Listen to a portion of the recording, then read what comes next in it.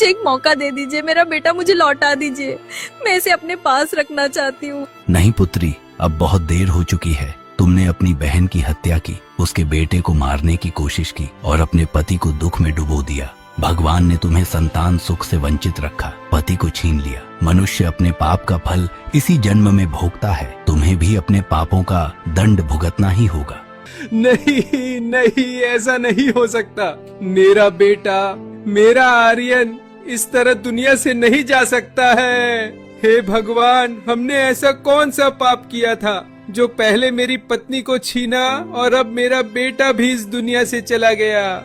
सुखू जोर जोर से रोने लगता है, जैसे उसकी पूरी दुनिया ही उजड़ गई हो।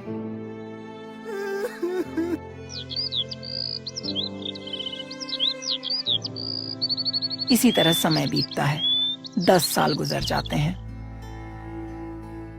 हे भगवान, अब हम क्या करें? हमने इतने दिन तक जड़ी बूटियां खाई, मंदिरों के चक्कर लगाए, मन्नतें मांगी, पर फिर भी हमें संतान क्यों नहीं हुई? हमें कोई बच्चा क्यों नहीं मिला? रेशमा, मुझे समझ नहीं आता कौन सा जन्म का भगवान हमसे बदला ले रहा है। क्यों हमारी गोद सूनी रखी है? अब तो मेरा जीने का भी मन नहीं करता। मेरी पूरी दुनिया सूनी लगती है। रेशमा मंदिरों में जाकर मन्नतें मांगती रहती है, लेकिन उसकी गोद खाली ही रहती है। धीरे धीरे सुखू चिंता और उदासी में बीमार पड़ने लगता है। वह खाना भी ठीक से नहीं खाता और एक दिन अचानक घर में बीमार होकर चारपाई पर पड़ा था।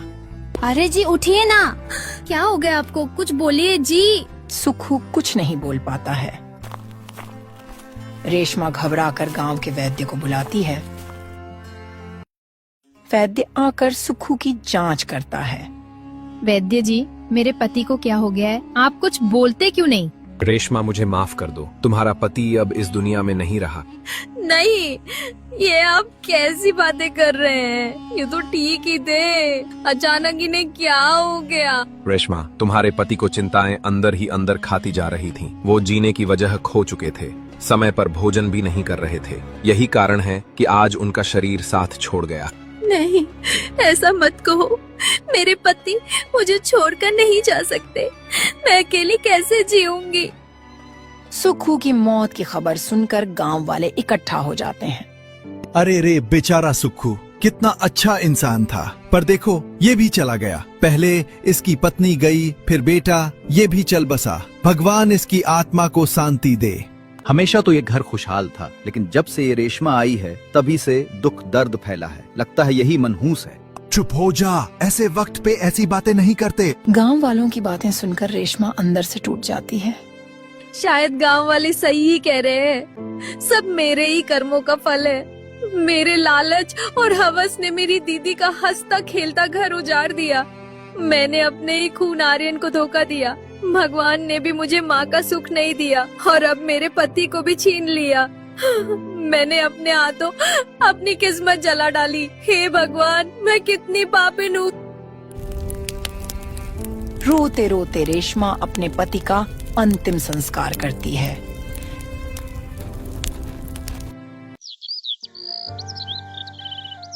फिर इसी तरह कई साल बीत जाते हैं। उधर जंगल में आर्यन अब बड़ा हो चुका था। वह साधु महाराज के साथ रहकर संपूर्ण विद्या और साधना प्राप्त कर चुका था।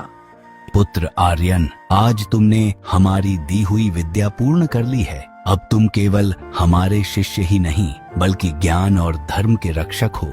महाराज, आपके आशीर्वाद और मेरे मित्र नागदेव की वजह से ही मैंने ये मुकाम पाया है। अब मैं इस विद्या से दूसरों का भला करना चाहता हूँ। पुत्र आर्यन, अब बस एक विद्या शेष रह गई है। जब तक तुम घर घर जाकर भिक्षा नहीं मांगोगे, तब तक तुम्हारी शिक्षा पूर्ण नहीं होगी।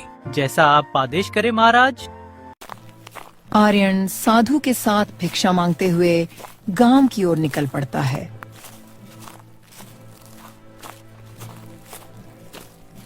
कई घर में मांगने के बाद आखिरकार आर्यन अपने पुराने घर के दरवाजे पर पहुंचता है। भिक्षाम देही माता, भिक्षाम देही। तभी दरवाजा के सामने से रेशमा निकलती है। हाथ में कटोरा लिए वह जैसे ही भिक्षा देने आती है, आर्यन उसका चेहरा पहचान लेता है।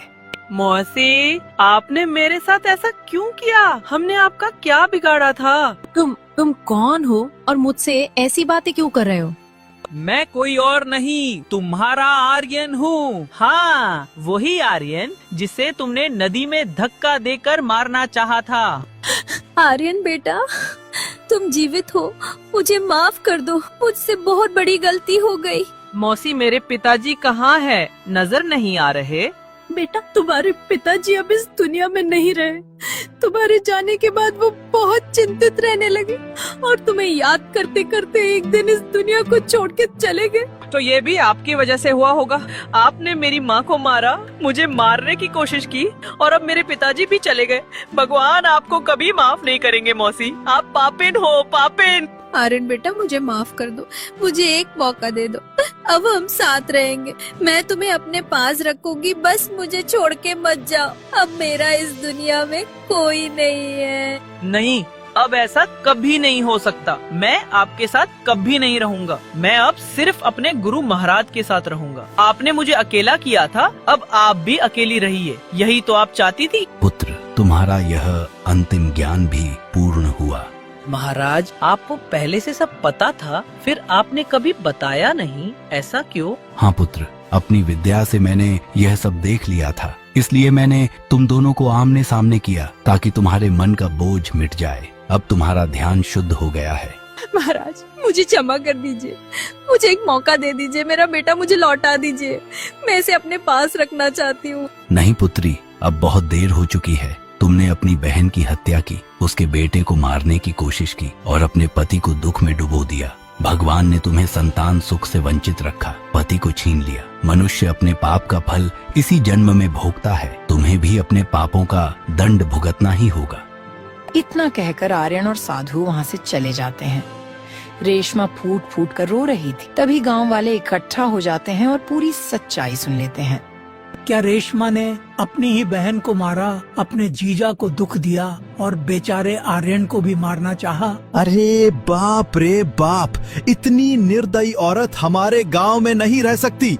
निकाल दो इसे गांव से। ऐसी औरत यहाँ रहने लायक नहीं। ऐसी पापिन को हमारे गांव में रहने का कोई अधिकार नहीं है। गांव वाले मिलकर रेशमा को गांव से बाहर निकाल देते हैं। रेशमा दर दर भटकती रहती है।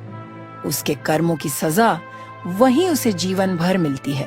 ना परिवार, ना संतान, ना सहारा, सिर्फ अकेलापन और पछतावा।